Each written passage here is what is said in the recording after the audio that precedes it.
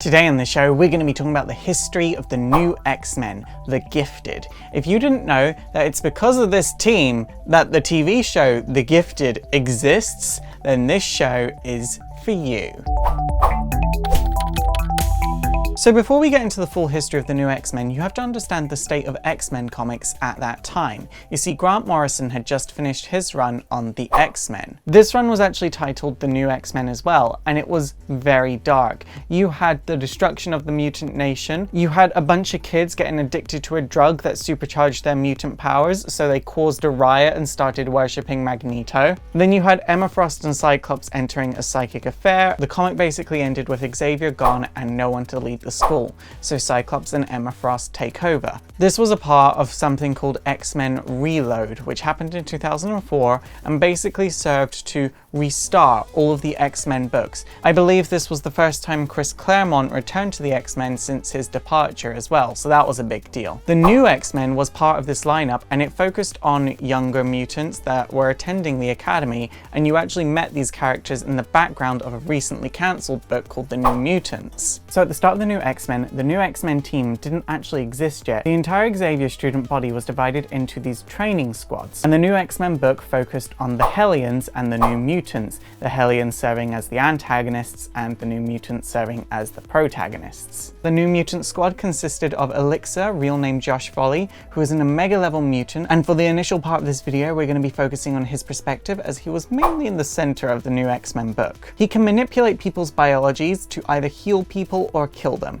You also had Icarus, real name Jay, who had angel wings, healed very fast and could mimic voices. You had Prodigy, real name David, who gains the skills and knowledge of those directly around him.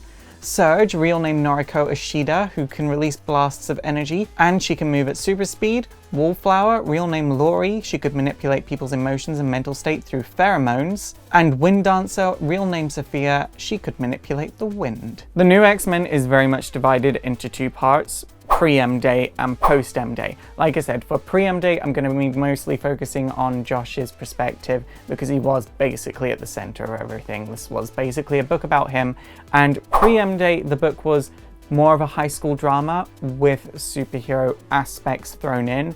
And then post-M Day, it became a full-on superhero book. This is very different tonally. So on the team's first day of training, Sophia was actually assigned position of field leader, and she failed, and Josh freaks out at her. Laurie, seeing this, is like, okay Josh, what the hell is going on? So she goes to talk to him. What she doesn't know is that Josh was recently turned down by Wolfsbane, and he had sort of like this weird, inappropriate romance with her going on all through the New Mutants book. She is considerably older than Josh. She's legally an adult, but Josh really didn't care about that because he was an outsider, she was an outsider, so the two of them clicked. But now Wolfsbane was part of the staff at the school, she had no interest in him. To get back at Wolfsbane, Josh actually decides that he's going to take Laurie out on a date. This was actually cut short when Wolfsbane turns up and drags the two of them back to the school because the FBI had just turned up, and this mutant called Wither, his real name is Kevin, has the power to basically make anything wither away by touching it. He had previously lost control of his powers and killed his own father, but the FBI had caught up to him and were going to take him away, and the Hellion squad were going to chase after the FBI. The New Mutants would go to stop the Hellions because they were like, you can't just fight the FBI. Their fight only stops when the actual X-Men turn up. Following this, Laurie and Josh would actually start dating. Even though Josh was still going after Wolfsbane, he was like technically cheating on Laurie. Laurie ends up finding out about this, the two have a really messy breakup,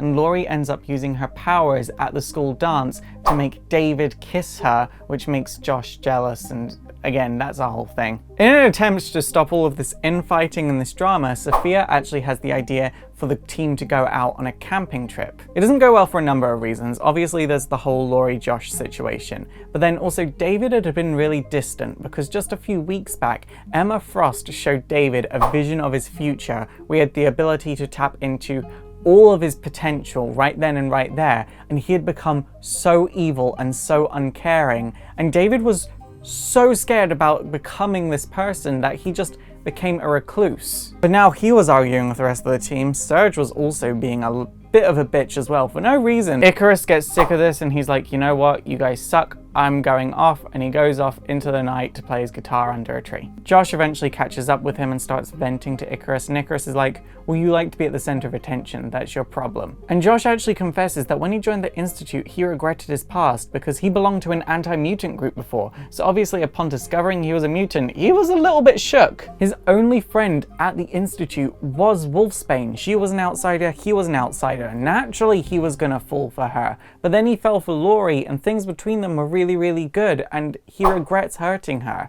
And Laurie overhears this and she says she forgives Josh, but she won't ever forget what he did. So like, they can't be together again, but like they can be friends again. And after this, there was like this relative time of peace, and then M-Day happened. Because of M-Day, the majority of mutants lose their powers. Only 27 of 182 students at the academy retained their powers. You had kids that were happy, kids that were freaking out because they couldn't fly anymore. Everything was all over the place. Emma Frost makes the executive decision to dissolve all of the training squads right then and right there and create a new elite team of young X-Men called the New X-Men. Every student had to participate into a battle royale to decide who was going to be in the New X-Men. Gentle, Blindfold, Ernst, and Wallflower were banned from participating due to the nature of their powers. The Stepford Cuckoos refused to take part, and X-23, who had just returned to the school recently, was added to the fight. Meanwhile, Icarus and Kevin were missing at the time. So it was decided that this new team would be led by Surge. The other members would be Mercury, Rockslide, Elixir, X-23, and Hellion.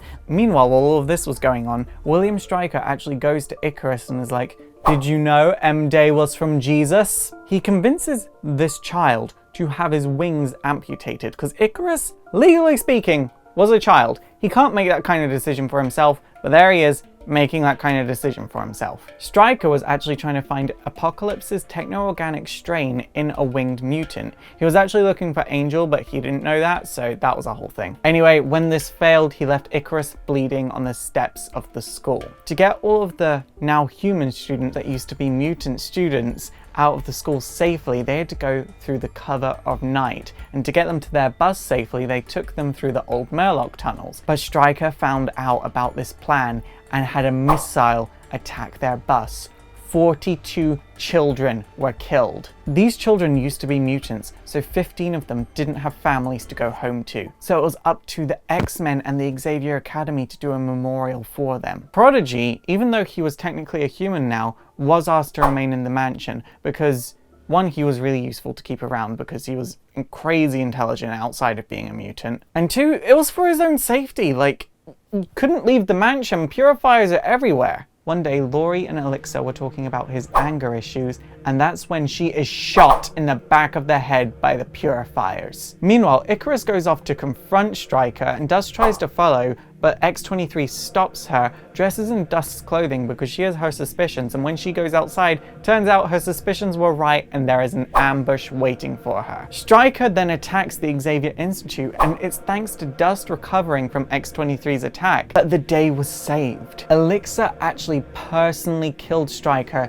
using his powers for offense for the first time. This made his golden skin turn metallic black. Shortly after this, Icarus was found dead, and they were quick to realize that this was the doing of Nimrod. Meanwhile, it turns out Nimrod had been blackmailing Forge for repairs. Forge would actually try contacting the X-Men for help, but no one was around to hear them. It was up to the New X-Men to steal a Blackbird, go to Dallas, Texas, and they would get shot down by Nimrod. And it was a losing battle. There is no way that they could fully defeat Nimrod, but they quickly realized that if they overloaded Nimrod's power core, they could send it back in time. Thanks to Surge's powers, they're able to do this. But the lower level of Eagle Plaza was absolutely destroyed, Rockslide was badly hurt, and X-23 was dying. It was up to Hellion to fly the two back using his powers, but his powers weren't strong enough, so he had to telepathically contact Emma Frost and have her remove his mental block on his powers permanently, and this allowed him to fly at near super speeds all the way back to the mansion so Elixir could heal them. But after this, Hellion had like no control over his powers. Also, Elixir couldn't really use his powers properly. Like, he didn't know much about the human body, and his powers were dependent on him being able to heal the human body, so he started learning anatomy and biology from Beast. Mercury would then be captured by scientists from a coffee shop who wanted to use her body as skin for Predator X. X-23 and Hellion would turn up to save Mercury, but it was too late. She was already on a bunch of Predator X beasts. The day would be saved and Mercury would be restored, but after this she has this really weird connection to Predator X, like she knows when there's one alive. Following this, the Stepford Cuckoos transferred all of Beast's knowledge of anatomy, physiology, and biology into Elixir's mind, allowing him to tap into his full potential. He became really weird after this, like he could feel his own cells coming into existence, living, then dying. After this, Blindfold would be telling a story. And the story was weirdly identical to the story of Magic and Belasco. And it turned out this wasn't a story at all. She was having a vision this entire time, and a group of kids were teleported to Limbo. When they got there, they were separated into two groups. Some of them ended up with Belasco, and others were just being attacked by demons. Rockslide ended up exploding, Anil ended up losing an arm. Belasco would be like, where is Magic? And David is like, I don't know where Magic is. So Belasco rips out David's heart, and Elixir restores David's heart because his power is on like a new crazy level where he can just do that, but this knocks him out. Meanwhile, on the other side of Limbo, Magic turns up and saves the other kids, but says she needs a soul sword because she doesn't have her own anymore. Surge and Hellion got left behind on Earth, and they obviously want to go to Limbo to save their friends, but as far as anyone on Earth is aware, Amanda Sefton should be in charge of Limbo. Turns out, she is unconscious in Germany. On Limbo, Magic actually asks Pixie for her soul because Pixie is incredibly innocent, and her soul sword would be the most powerful soul sword in existence if it got created. Pixie said no at first because it's her soul, but then Magic says, okay, well I guess all your friends are gonna die, so this makes Pixie cave in. Hellion and Surge manage to make it to Sefton, wake her up and demand to be taken to Limbo. But it is too late. Pixie's already having her soul sucked out by Magic. Anil steps in and stops this, but it's too late. Pixie's soul has already produced something called a soul dagger, and because he hit Magic with such force, this actually causes her to have a complete change of heart. She agrees to help them stop Belasco and go home. Back with Belasco, the kids are like just trying to survive at this point. Like Elixir tried using his death touch on Belasco and it seemingly worked for like half a second, and then it turned out it didn't work. Now, because part of Pixie's soul was removed and corrupted in Limbo, where that part of her soul used to be is now pure black magic, which allows her to use black magic. So Magic actually tries teaching Pixie a teleportation spell. Surge, Hellion, and the others all manage to break into Limbo, and they fought Belasco, but this doesn't go too well. Pixie and her team then turn up, and they start fighting Belasco, and this isn't going too well either. And the Stepford Cuckoos manage to use their powers on Belasco and find out that Belasco was actually in love with Magic. He captured Magic when she was like 6 years old, by the way. It was really inappropriate, but he was in love with her body and soul. Her soul was incredibly powerful, but he loved her. After she died, he tried restoring her, but he actually ended up restoring the House of M Magic, who had no soul.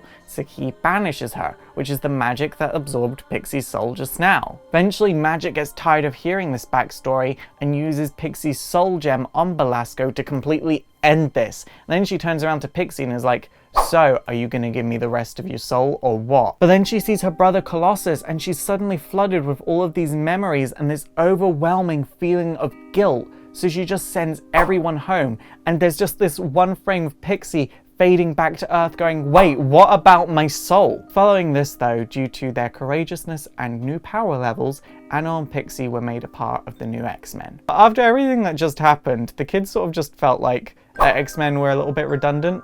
Like, the X-Men couldn't protect them, obviously, because look at what just happened. Also, Rockslide found out he wasn't made of rocks at all. He was like a psionic being that could gather rocks together, but like, he wasn't the rocks. Surge and Hellion got it on, and also Elixir became scared of his own powers.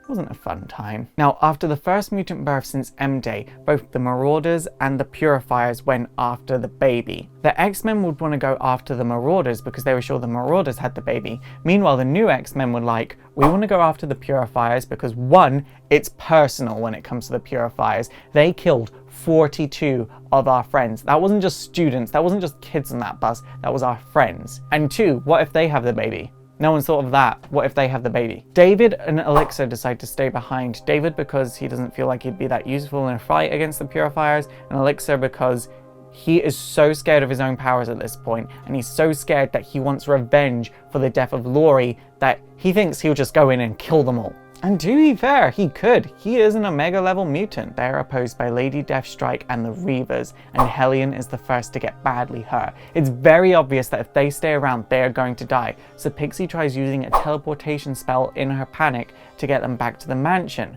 But unfortunately the spell goes horribly wrong. The kids end up scattered between New York and Washington. The next time we see the new X-Men in this story is basically when the mansion is destroyed and Predator X is coming after a bunch of injured students in the infirmary. Pixie is like, wait a second, Laura has fought one of those before. Laura is in Scotland right now. I will teleport Predator X away from the mansion in New York to Scotland. Great idea. Not so much, because Pixie's really iffy with teleportation and she ends up teleporting the entire student body to Mer Island in Scotland. Wouldn't be such a bad thing if there wasn't a final battle going on while this happened. In the middle of this battle, Professor X would be mortally wounded, and while the X-Men would manage to save the baby and send it into the future with Cable, morale was at an all-time low. So the X-Men, and by extension the new X-Men, would just disband.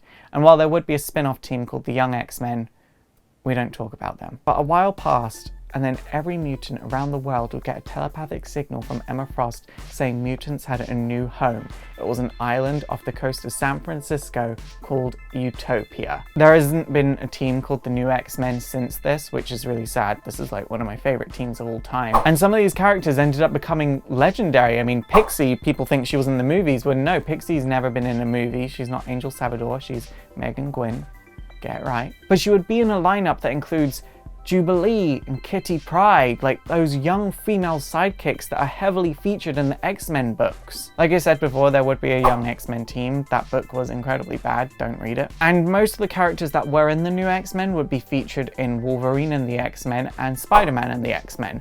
That was two very fun books, but very different to the new X-Men. The new X-Men, in my point of view, is such a special book. I'm really happy I got to grow up reading it, and I got to grow up alongside these characters. You know, this book dealt with mutants that the world itself hadn't dealt with before, writers hadn't dealt with before, so they got to really create these characters, and you literally got to see them become a character, see what writers thought works, what doesn't work, and we haven't had much like that since. Like Wolverine and the X-Men, these kids, these new characters, sort of had Wolverine for guidance, so that doesn't count. And then with the time-displaced X-Men, you know, the world already knows what works for Jean Grey, the world already knows what works for Cyclops. While they did do some new and unique things, like having Bobby Drake come out as gay, and while the way they went about that wasn't so great, I am a big fan of Bobby's big gay book. I just really loved that I saw Marvel trying to figure out who these characters were and how they could fit in the universe and how they could work in the universe. And I don't think we're ever going to get a book quite like that for quite a while. And I say that just because of the current state of comics. But with this being said, comics are in a constant state of flux. They're always changing. They're always reflecting society at that time. So who knows? We could get a comic like this time next year. And if we do, I'm going to be so hyped. It's super effective! Okay guys, that is it for today. So what do you think of the new X-Men? Please let me know in the comments down below. Also don't forget to thumbs up, subscribe to all of my social links, check out my Patreon or my PayPal. Seriously, it helps a lot when people donate to the show. It helps us keep running. But for now, my name is Faust. This has been Exploring Comics, and it is super effective.